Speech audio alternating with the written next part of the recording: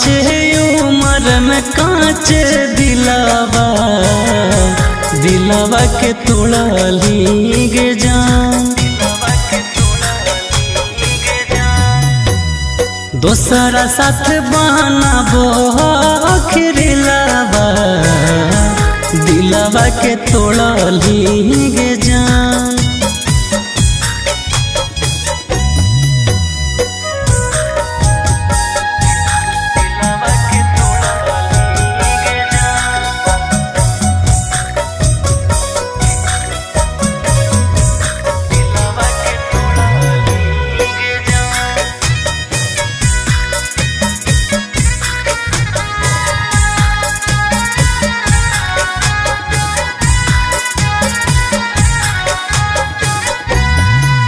आगे अपना से दूर काहे हमारा के कहिले, हंसे के उम्र में सोना हमारा कनैले।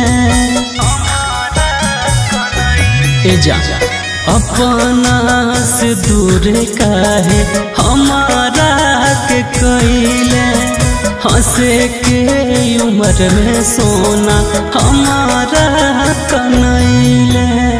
बुझली नहीं हमर सोना फिलावा दिलावा के तोड़ली गे जान।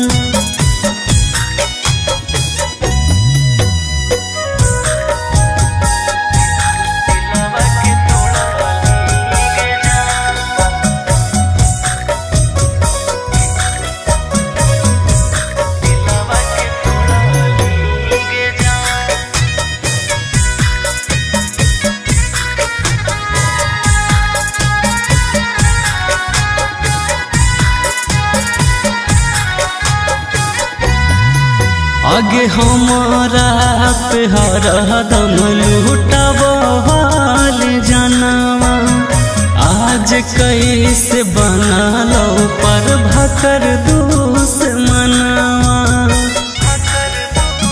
ए सोना बोल हमारा पे हरदम लूटबल जानवा, आज कैसे बना लोगे राजा दुश्मनवा।